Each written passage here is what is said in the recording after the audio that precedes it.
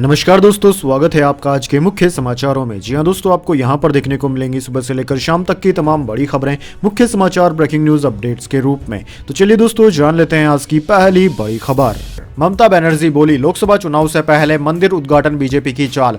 मैं ऐसे उत्सवों को सपोर्ट नहीं करती जो दूसरे समुदायों को शामिल न करें।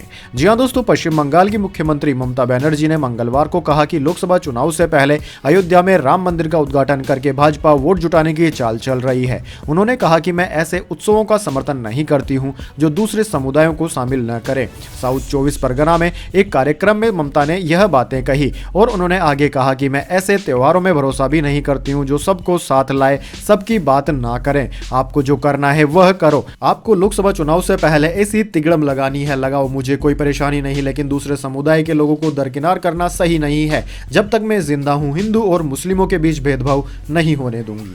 इसके बाद दोस्तों, अगली बड़ी खबर। आईसीसी ने लिया भारत साउथ अफ्रीका दूसरे टेस्ट मैच की पिच पर एक्शन, सुनाया बड़ा फैसला। जी हां दोस्तों, भारत और साउथ अफ्रीका के बीच 2 मैचों की सीरीज का दूसरा और आखिरी टेस्ट मैच केपटाउन के न्यूलैंड्स ग्राउंड पर खेला गया था। भारत ने इस टेस्ट मैच को 1.5 दिन के भीतर अपने नाम कर लिया था। टेस्ट मैच के पहले दिन कुल 23 विकेट गिरे थे, जिसको लेकर खूब हल्ला हो रहा था। अब आईसीसी ने इस पिच पर अपना फैसला सुनाया है। जिस पिच पर यह मुकाबला हुआ था उससे आईसीसी संतुष्ट नहीं है। टेस्ट क्रिकेट के इतिहास का यह सबसे छोटा टेस्ट मैच रहा, जहां 107 ओवर की गेंदबाजी हुई और 33 विकेट गिरे। मेजबान साउथ अफ्रीका टीम एक दिन में 2 बार आउट हुई। वहीं टीम इंडिया पहले ही दिन दूसरी पारी में 79 रन पर 3 विकेट गंवा चुकी थी। ICC match referee Chris Bond ने केपटाउन टेस्ट की पिच को लेकर अपनी रिपोर्ट सौंप दी है। इस रिपोर्ट में मैच ऑफिशियल्स ने चिंता जाहिर की है। मैच ऑफिशियल्स ने मूल्यांकन के बाद न्यूलैंड्स की पिच को असंतोषजनक करार दिया। क्रिस बॉन्ड ने कहा कि न्यूलैंड्स की पिच बल्लेबाजों के लिए मुश्किल थी। पूरे मैच के दौरान बॉल तेजी से और कभी कभी बेहद खतरनाक ढंग से उछलती थी, जिससे बल्लेबाजों के लिए शॉट खेलना मुश्किल हो जाता है। कई गेंदें बल्लेबाजों के ग्लव्स पर लगी और खतरनाक ढंग से उछली। इसके बाद दोस्तों, अगली बड़ी खबर। गुजरात शिखर सम्मेलन से पहले प्रधानमंत्री मोदी ने अहमदाबाद में यूएई के राष्ट्रपति के साथ किया रोड शो। जी हां दोस्तों, गुजरात वाइब्रेंट समिट से पहले प्रधानमंत्री मोदी ने अहमदाबाद में यूएई के राष्ट्रपति के साथ रोड शो किया। प्रधानमंत्री नरेंद्र मोदी ने यूएई के राष्ट्रपति शेख मोहम्मद बिन जायद अल नहयान के साथ अहमदाबाद एयरपोर्ट से गांधीनगर तक एक भव्य रोड शो किया। प्रधानमंत्री मोदी ने एयरपोर्ट पर यूएई के राष्ट्रपति का स्वागत भी किया। इसके बाद शाम को 3 किलोमीटर लंबा मेगा रोड शो हुआ। सड़क के किनारों लोगों की भीड़ ने हाथों में झंडे लेकर दोनों नेताओं का स्वागत किया। दोनों नेताओं के स्वागत में नारे भी लगाए गए। बिन जायद और पीएम मोदी का यह रोड शो अहमदाबाद एयरपोर्ट से शुरू होकर गांधीनगर में खत्म हुआ। इसके बाद दोस्तों, अगली बड़ी खबर। भारत मालदीव तनाव के बीच लक्षद्वीप में एयरपोर्ट बनाने की तैयारी, सेना के विमान भी ऑपरेट होंगे। पीएम मोदी के दौरे के बाद एक्शन।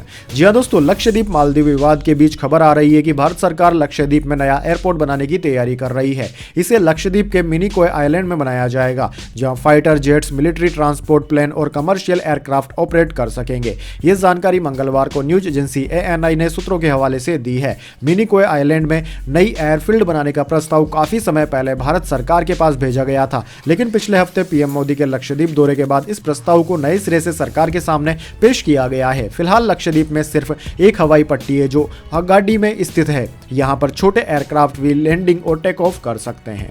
इसके बाद दोस्तों, अगली बड़ी खबर। भारत के विरोध के बाद ढीले पड़े मालदीव के तेवर, अब चीन से गुहार लगा रहे मुइज्जू। जी हां दोस्तों, भारत और मालदीव के बीच संबंधों में इन दिनों खटास आई हुई है। भारत में सोशल मीडिया पर लगातार मालदीव का बहिष्कार करने की बात की जा रही है। ऐसे में मालदीव के राष्ट्रपति मोहम्मद मुइज्जू इन दिनों चीन के दौरे पर हैं। भारत की ओर से भारी बहिष्कार को देखते हुए मुइज्जू ने चीन से अपील की है कि ज्यादा से ज्यादा चीनी पर्यटक मालदीव घूमने आए। चीन की आधिकारिक यात्रा पर आए मुइज्जू फुजियान प्रांत में मालदीव बिजनेस फोरम को संबोधित कर रहे थे। उन्होंने चीन को मालदीव का निकटतम सहयोगी बताया। उन्होंने कहा कि चीन हमारे सबसे करीबी सहयोगियों और विकास साझेदारों में से एक बना हुआ है। मालदीव की आधिकारिक वेबसाइट पर पोस्ट की गई जानकारी के अनुसार कोविड से पहले चीन हमारा नंबर 1 बाजार था और मेरा अनुरोध है कि हम चीन की इस स्थिति को फिर से हासिल करने की कोशिश तेज कर रहे हैं। इसके बाद दोस्तों, अगली बड़ी खबर। राम मंदिर में सोने के दरवाजे की पहली फोटो। 3 दिन में 13 और दरवाजे लगेंगे। 42 दरवाजों पर 100 किलो सोने की परत चढ़ाई जाएगी। जी हाँ दोस्तों, अयोध्या में बन रहे राम मंदिर के सोने के दरवाजे की पहली तस्वीर सामने आई है। यह दरवाजा करीब 12 फीट ऊंचा और 8 फीट चौड़ा है। इसे फर्स्ट फ्लोर पर लगाया गया है। आने वाले 3 दिनों में 13 और दरवाजे लगाए जाएंगे। गर्भगृह में सिर्फ एक दरवाजा होगा। इसकी चौखट के ऊपर भगवान विष्णु की शयन मुद्रा में चित्र को उकेरा गया है। राम मंदिर में कुल 46 दरवाजे लगेंगे। इनमें से 42 पर 100 किलो के सोने की परत चढ़ाई जाएगी। सीढ़ियों के पास 4 दरवाजे लगेंगे। इन पर सोने की परत नहीं होगी। इन दरवाजों को महाराष्ट्र की सागौन की लकड़ी से बनाया गया है। इन पर हैदराबाद के कारीगरों ने नक्काशी का काम किया है। इसके बाद दोस्तों अगली बड़ी खबर, मालदीव में राष्ट्रपति मुइज़्ज़ो के खिलाफ अविश्वास प्रस्ताव की मांग, विदेश मंत्री संसद में तलब। विपक्ष ने कहा रिश्ते सुधारे सरकार, खामियाजा भुगतना मुश्किल होगा। जी हां दोस्तों, भारत से विवाद होने के बाद मालदीव में राष्ट्रपति मुइज़्ज़ो के खिलाफ अविश्वास प्रस्ताव लाने की मांग उठने लगी है। मालदीव की विपक्षी पार्टी मालदीव डेमोक्रेटिक पार्टी के नेता अली आजिम ने कहा है कि हमें देश की फॉरेन पॉलिसी को मजबूत बनाए रखना है। उन्होंने सोशल मीडिया प्लेटफॉर्म एक्स पर लिखा है कि हमें पड़ोसी देशों से खुद को अलग थलग पड़ने से बचाना है। इसके बाद उन्होंने अपनी पार्टी से पूछा कि क्या वो मुइज़्ज़ो को हटाने के लिए तैयार हैं। उन्होंने आगे पूछा क्या मालदीव डेमोक्रेटिक पार्टी मुइज़्ज़ो के खिलाफ अविश्वास प्रस्ताव लाएगी। दूसरी तरफ दोस्तों, मालदीव के पूर्व खेल मंत्री अहमद मफलूफ ने कहा कि भारत के बायकॉट का मालदीव की अर्थव्यवस्था पर गहरा असर पड़ेगा। इसके बाद दोस्तों अगली बड़ी खबर, 22 जनवरी को स्कूल कॉलेजों में रहेगी छुट्टी, नहीं बिकेगी शराब, सीएम योगी ने दिए निर्देश। जी हां दोस्तों, अयोध्या में रामलला की प्राण प्रतिष्ठा के समारोह के दिन 22 जनवरी को उत्तर प्रदेश के सभी स्कूल कॉलेज बंद रहेंगे। पूरे प्रदेश में इस दिन शराब नहीं बिकेगी। अयोध्या में बैठक के दौरान सीएम योगी आदित्यनाथ ने यह निर्देश दिए। मुख्यमंत्री ने कहा कि 22 जनवरी को सभी सरकारी भवनों की साज सज्जा कराई जाए और आतिशबाजी के भी प्रबंध हो। अयोध्या में स्वच्छता का कुंभ मॉडल लागू किया जाए। 14 जनवरी को अयोध्या में मुख्यमंत्री योगी स्वच्छता अभियान का शुभारंभ भी करेंगे। अयोध्या पहुंचे मुख्यमंत्री योगी ने प्राण प्रतिष्ठा समारोह की तैयारियां परखी और कहा सफाई और सुरक्षा से समझौता नहीं किया जाएगा। इसके बाद दोस्तों अगली बड़ी खबर, दिल्ली एनसीआर बना शिमला और नैनीताल, 5.3 डिग्री तक पहुंचा तापमान, 24 घंटे में आसमान से बरसेगी आफत।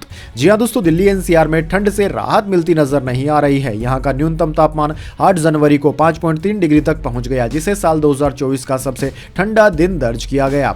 दोस्तों दिल्ली एनसीआर में सोमवार को नैनीताल और शिमला के बराबर ठिठुरन महसूस की गई। दिल्ली एनसीआर के साथ ही देश के कई राज्यों में कड़ाके की ठंड का सितम जारी है। कोल्ड डे और घने कोहरे के चलते आम जनता की परेशानियां लगातार बढ़ रही है। ट्रेनों पर भी इसका असर पड़ रहा है। कई ट्रेनें अपने तय समय से काफी देरी से चल रही है। कोहरे की वजह से उड़ानें भी प्रभावित हुई है। वहीं दोस्तों मौसम विभाग के अनुसार मंगलवार से एक पश्चिमी विक्षोभ सक्रिय हो गया है, जिसके चलते उत्तर भारत के कई राज्यों में बारिश होने की संभावना है। 24 घंटे में उत्तर भारत के कई राज्यों में बारिश और बिजली गिरने का अनुमान जताया गया है। आईएमडी के अनुसार हरियाणा, पंजाब, दिल्ली, उत्तर प्रदेश, मध्य प्रदेश और राजस्थान के लिए ऑरेंज अलर्ट जारी किया गया है।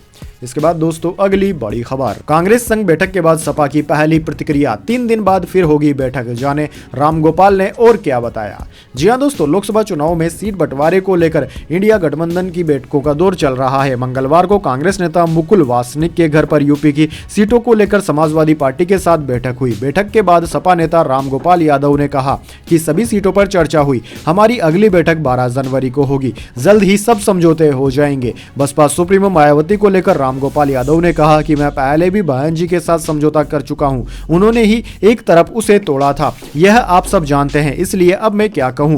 बता दें कि दोस्तों कि समाजवादी पार्टी यूपी की 80 में से 65 सीटों पर चुनाव लड़ने का दावा कर चुकी है। मध्य प्रदेश विधानसभा चुनाव में कांग्रेस की हार के बाद सपा की दावेदारी और मजबूत हो गई थी। इसके बाद दोस्तों अगली बड़ी खबर, इंडिगो ने सीट के लिए तय किए रेट्स, फ्रंट विंडो सीट के लिए 2000 एक्स्ट्रा लगेंगे। पिछले हफ्ते एयरलाइन ने फ्यूल चार्ज वसूलना बंद कर दिया था। जी हां दोस्तों, इंडिगो एयरलाइन ने 9 जनवरी से सीट सिलेक्शन फीस तय कर दी है। 222 सीटों वाले A321 विमान में फ्रंट में विंडो या ऑयल सीट चुनने पर 2000 अतिरिक्त लगेंगे। उसी लाइन की मिडिल सीट के लिए यात्री को 1500 रुपए अतिरिक्त खर्च करने पड़ेंगे। सेकंड और थर्ड रो की सभी सीटें 400 की समान दर पर मिलेंगी। वहीं दोस्तों 232 सीटों वाले A321 विमान और 180 सीटों वाले A320 विमान के लिए चार्ज एक समान है। 4 जनवरी को इंडिगो ने फ्यूल सरचार्ज हटाने की घोषणा की थी, जिसके बाद एयरलाइन ने सीट सिलेक्शन फीस में यह बड़ा बदलाव किया है।